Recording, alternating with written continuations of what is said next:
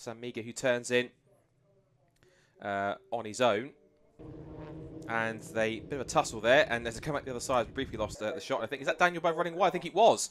So Daniel Budd got squeezed out wide at Redgate corner. We lost the camera for a second, but through it all has come Sam Meagher off the road. That's someone off the road in a big way off onto the grass. That is Oliver Devine King, who's gone grass tracky in car 75. Thankfully, he's going to get back on and rejoin safely. Fingers crossed. I think he will be just about re-enter himself back onto the circuit and redress cleanly.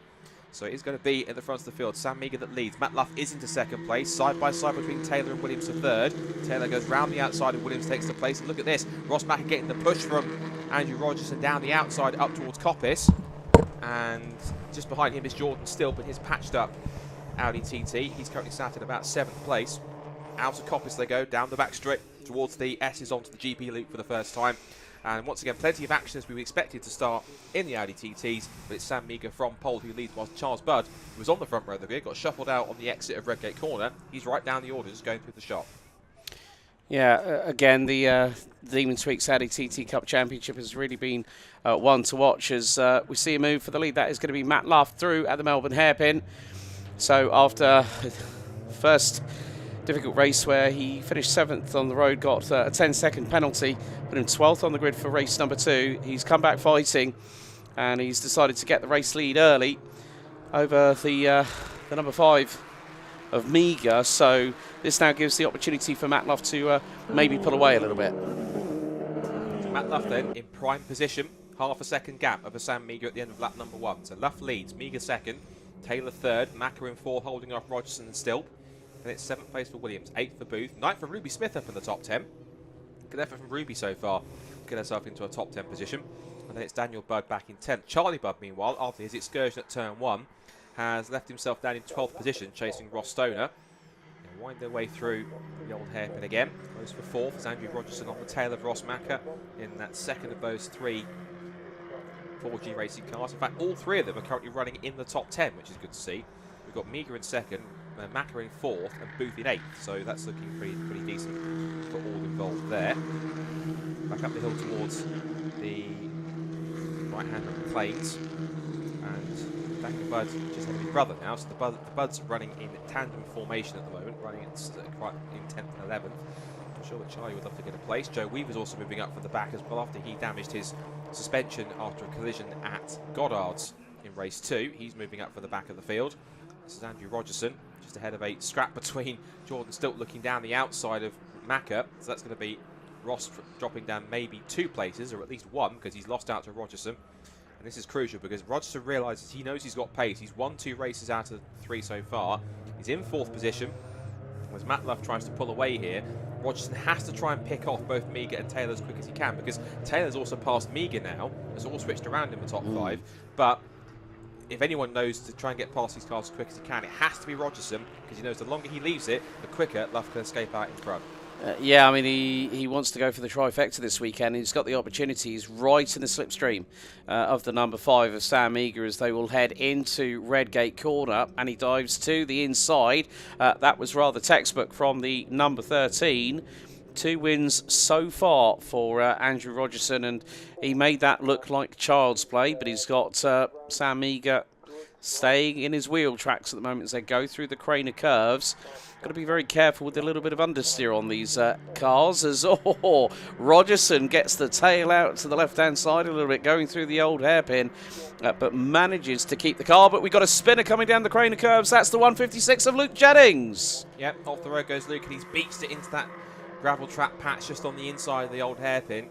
Now that's quite a fast-paced area of the circuit. I'm not sure if that's going to require a safety car or not, because he is quite deep in. But we know how fast cars can shoot off the road if they get it wrong in the middle of the Craner curve. So I wonder if that might potentially need something covering. It'll need yellows covering whilst the marshals try and get him in, but that's a pretty deep gravel trap down in the inside of the old hairpin.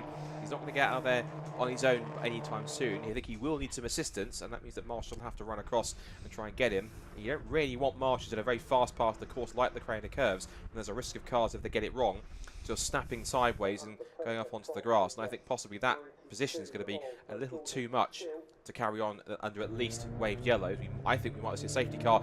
As I say it, right on cue, safety car has been deployed. So what this now means is that Matt Luff's advantage, which was the last time they came across the line, it was 1.5 seconds. That now gets eradicated. The one person that really benefits, I think, is Andrew Rogerson. He really wants to kind of close that gap in. The safety car's been his saviour. If he can get a good restart once we get back underway again, pick off Ben Taylor quite quickly, and then put Luff under pressure, there's every chance he could go for 3 for 3 and the hat-trick like Jack Harding in Super Cup. Yes, I completely agree there, Scott. I mean, Jordan Stilt now ahead of Sam Meager, but they've actually swapped positions, so Stilt behind the number 5 who started on pole position in this partially reverse grid race here for race 3 of this round at Donington Park. So also in the meantime, I did see a nice little move from Joe Weaver, and that was on the inside of the 47 of Daniel Budd. And that meant that Weaver moved up to 11th position and now finds himself behind Ruby Smith in the 211 in 10th place. So this now brings everybody together. And with 8 minutes and 40 still to go in this final race out of 3 this weekend, it is going to be a case of seeing what happens now.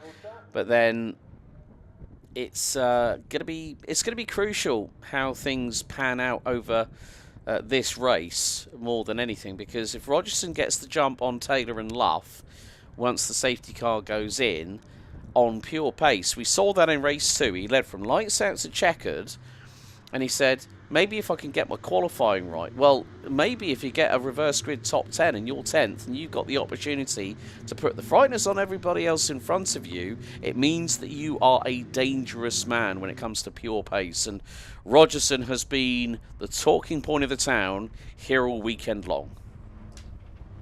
He certainly has, and he's really proving himself to be quite a bona fide. He's a bona fide race winner now, and he even said, I remember in the second interview, that he was prouder of that second race rather than the first one. Of course, you never forget your first, but he was proud of the second one because he did that from the front. There was no circumstance he benefited from pole position, courtesy of his race 1 win, held off a proven race winner and top driver like Jordan Still on pace alone, and got it done. Led every single lap, resisted the pressure, and got the job done and took the checkered flag. And that, for me, and that for him is going to be really crucial, because he knows he's got the confidence not just to win when he gets a lead like given to him, but he can get a lead when he's got it from the front and can lead from the front and do it with confidence. And that's quite key for him as well. So if he can do that, pick off Ben Taylor, then put Matt under pressure in the final few minutes that we'll have left, I think he could be potentially contending for a hat-trick of wins. And that will certainly put the pressure further on Luff, who really needs a win to kind of keep his title hopes alive, given he's had such a rough weekend. Yeah, and also the fact that Matt Luff's fastest lap of the race so far, 1:45.947.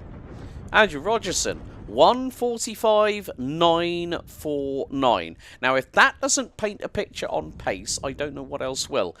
But in the last lap, before we had the safety car come out, Rogerson was the quickest of the trio, 1:46.7. 1:47.3 for Taylor. Matt Luff, a high 1:47.483.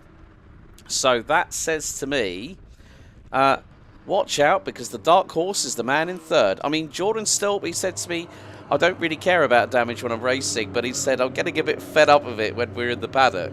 And I can understand that, because I did say to him in the post-race interview in race 2, and I said, your car definitely did look like it was in World War III for race 1, didn't it? And he said, yeah, I'm just kind of getting fed up with it. Well, the funny thing was, he said to me in the interview afterwards, is that, because ironically Rob Boston was down there, rather being concerned, thinking how we've got to damage it, he was laughing and taking a picture of it. And I said to Jordan Stilp, he said, at least your boss finds it funny. He went, I don't, I've got to pay for it. So it's a tale of two sides. I'm sure Rob Boston appreciates it, but I don't think Jordan did. So, but that car now looks, again, thanks to some of the spare parts they've managed to raid from, I guess, Rob Boston Racing's spare parts bin that they have with them, I'm sure, in the transporter. At least the car now, once again, resembles what it should be, which is an Audi TT Cup racing car. So 5.5 minutes left to go under the safety car. Hopefully now the car's been cleared and Luke Jones's car is back to safety. We hopefully should get racing back underway this time by. Quick recap of where we are then before the restart. It is the lead for Matt Luff. He's looking for another victory in the Audi TT Cup Racing Championship. Second for Ben Taylor. Third for Andrew Rogerson. As the snatch and recovery vehicle makes its way back to its position, which I think should be a good sign that we can get underway this time by. Andrew Rogerson third, Sam Meager fourth from pole, Jordan Stilt fifth, Ross Mackerman sixth, Jordan Williams seventh, So Jonathan Williams 7th, and Patrick Booth, Charlie Budd, and Ruby Smith in the top 10. So she's keeping on good pace up in P10, but she has got Joe Weaver behind her, and Joe Weaver is pretty quick for a young driver. Joined the championship literally when it was still a series in 2023 in his first ever weekend of car racing, I think it was, here at Donington Park.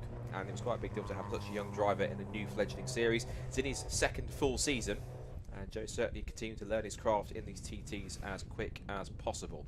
Just going to very quickly recap myself with how things stood coming into the weekend in terms of the points standings, because Matt Luff came in with more wins than anybody else, but it has been quite an interesting affair after the first 3 events. It was Matt Luff came into the weekend with a lead of 26 points, 388 over Jordan Stilton second, Ross Macker in third, Sam Heading in fourth, and Sam Meager rounding out the top 5. Rogerson was in P6 coming into the weekend. He's had a DNF, but he's crucially been finishing in the top 5 all the time.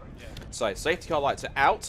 Matt Luff now backs the pack up. He decides when to pull the pin and go. He might go here on corner exit, and the Hyundai safety car has gone. I can hear in the background that they have gone on the GP loop, which means that Matt Luff is ready to charge down towards Goddard's, still in the lead. Remember, they can't pass until they cross the start and finish line. And Matt Luff hasn't really got away on the restart. Ben Taylor read that pretty well and has gone with him. Rogerson's the one that's been more asleep, as we now come across the line with 3.5 minutes exactly left on the clock. And Ben Taylor hasn't won an Audi TT Cup race either. This is his best performance of the season today in a TT. Can he pressure the vice champion from last year and the champion leader to pressure him into a mistake and either give him the victory or possibly open the door for Rogerson to make it a hat-trick? Yeah, it's all about what happens now between Luff and Taylor. We're effectively going to have 2 laps to go, as Luff just absolutely throws the car down the crane of curves, and once again just trying to turn that car in, get it to rotate. Meager was a little bit understeery there through the old hairpin, and Jordan Stilt was really looking for the inside line, going through up Starkey's and through into Schwant's curve, and then now into the right into McLean's. But there you can see Rogerson has not let them go. Meantime, Stilt up the inside of Meager. That's P4 for the number 92. Yep. Jordan still taking it easy, and that did start, you're absolutely right, when Meager just didn't get the apex through the old hairpin. That, of course, dragged the car wide, and that's what saw him lose momentum. Keeping momentum, it's Charlie Budd. He just made a move on Patrick Booth. It means that he's now got himself into 8th place, and just behind them, looks like Ruby Smith is under pressure from Joe Weaver. Challenge for the lead as Ben Taylor had a little peek up the inside in towards the S's, couldn't make it stick, and under brakes that brings Rogerson back into play. They'll come over the crest down towards Melbourne Loop. And it's Rogerson on the attack now. Taylor not really defending, but this is all helping Luff to get another car length or so between himself and second place. They'll come across the line, and they might get 2 more laps in. The best lap's been a 1:45, so if they can get around this last couple of corners pretty quickly, in the next 10 seconds, it's going to be touch and go, I think, whether they get 2 more laps or 1 more, depending where they hit the timing line. We'll wait and see how it plays out. Across the line they go. Timer hits 1 minute 41:45. It'll be close. They might just get 1 more lap in, possibly. We'll wait and see. It's going to be very tight, or they might just throw the checker flag at the end of it. Either way, let's be prepared for either scenario. So Luff then leads the way. Taylor in 2nd place. Rogerson 3rd. Stilt 4th. Meager 5th. Ross Macker in 6th. Then Williams, Budd, Booth, and Weaver rounding out the top 10. There goes Weaver, in fact, round the outside of Ruby Smith to demote her to 11th. Yeah, notice that it's the side of his front bonnet is actually loose, so that's flapping about in the breeze. Ruby Smith had a big moment going through the middle of the crane of curves, but thankfully, in a front-wheel drive car, the easy solution is boot the throttle and send it. So yeah. So Alex Goldschmidt's going to head down and get us back on schedule with our rotating, presenting stuff, because we'll get back to that. You see the Audi TTs then come through onto the final lap of this race, or it might not be, depending on what happens when they get across the line, and if Matt Luff can get his across the line quick enough. They cross the line with 1 minute. If he can get himself fractionally across the line before the checker flag, he might well get another lap, or they might throw it early and cut just as it gets to 0. We'll wait and see. 30 seconds left. Down the hill towards Melbourne Loop for possibly the last time. Here comes Rogerson making a dive up the inside for 2nd. That can be crucial. If it is the last lap, that gets him another place on the podium.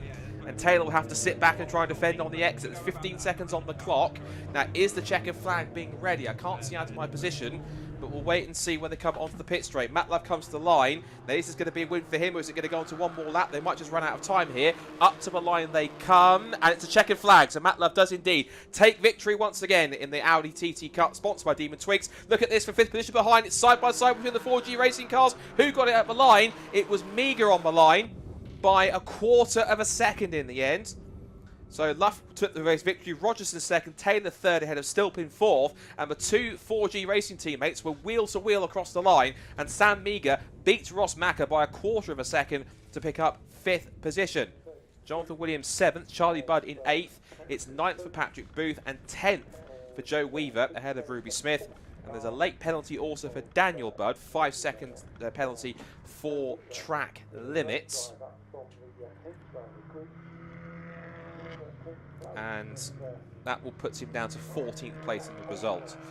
So, Matt Luff then, back to winning ways, and I think it's very safe to say he really needed that victory because, of course, he has taken so far this year 4 victories out of the first 8 races that have been run, and he missed out in the first 2, but finally, Matt Luff does get back to winning ways with his 5th win of the season. I'll get it right eventually. 5th win of the season from Andrew Rogerson in 2nd place. He misses out on the hat-trick, but is only 1.4 seconds away in 2nd. Ben Taylor gets 3rd, Jordan Stilp 4th. Sam Meager beats his teammate just to the line to pick round out the top 5. Then Ross Macker, Jonathan Williams, Charlie Budd, and then it will be Patrick Booth and Joe Weaver. Ruby Smith, a very solid 11th place from Ian Dowler. James Blake, a penalty for Daniel Budd, pushing him down to 14th for track limits. And then it's the last car across the line, Mike Harris, and we lost from that race Ross Stoner, Luke Jennings, who went off the road into the gravel, and Oliver Devine King, who went off also at the Craner curves across the grass, and he missed out on the result. So, 2 wins for Andrew Rogerson, 1 for Matt Luff, and that means now they'll go to the next round of the championship following on with, hopefully, more gusto in tow. They head off to Croft next month, in about a month's time or so, for the next meeting, just over a month. A very fine circuit, it's Croft in North Yorkshire. Flat, fast, and certainly a place that will suit these Audi TTs. One of our marshals replacing one of the floppy markers. Big thanks again to all of our marshals, officials, volunteers, everyone else that makes these race weekends happen. Without you, we simply couldn't make it happen as much as we do. And the cars will make their way in towards pit lane shortly, where they'll be greeted by Alex Goldschmidt down at the end of the pit lane.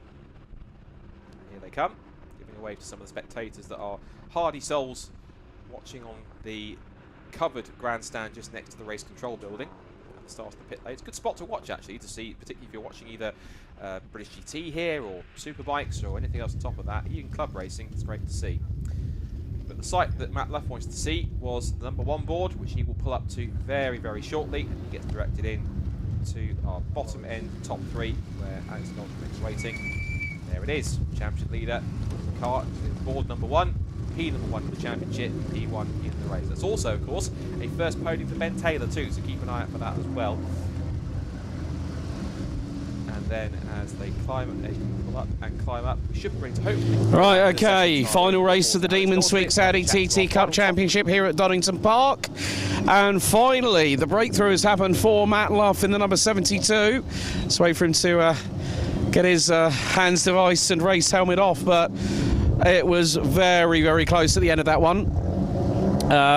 The winning margin, 1.4 seconds. Matt, it's been a difficult weekend. First 2 races didn't go quite to plan, but race 3, well, it needed to happen. Yeah, 100%. Really happy with the result. Like you said, I think this weekend has been one to forget, at least the first part. So yeah, it's nice to come away with a win, get some good points. And yeah, sort of head forward, move on to the next round.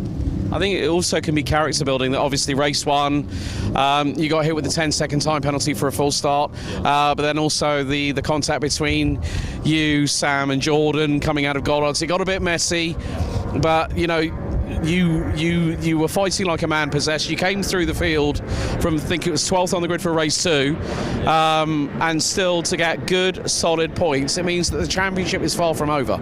Yeah, 100%. I mean, there are at least sort of, I can think off the top of my head, 6 or 7 guys that can win the championship and more that can win races. So it's going to be a good battle, I think, right to the end. And yeah, I'm looking forward to it. On to Croft is it next, I think. One of my favourite circuits. So yeah, I'm looking forward to getting stuck in. Yeah, going up to North Yorkshire, a wonderful circuit, one that I love. It's going to be fast, technical, but congratulations on the win here in round 3, race 3 here, Matt. Thank you very much. Right, okay, let's get a Aaron, let's get Mr. Rogerson over here. Right. Firstly, get you to just stand in front of your car. 2 wins and a second. Yeah. It was close, Andrew, but you got to say that is a pretty good weekend of consolidating some major points. Yeah, I mean, you know, we didn't have a great start to the year. We've been consistently 4th and 5th. To find all the issues we have done back at the workshop, it's been great. I mean, it's a shame about the safety car.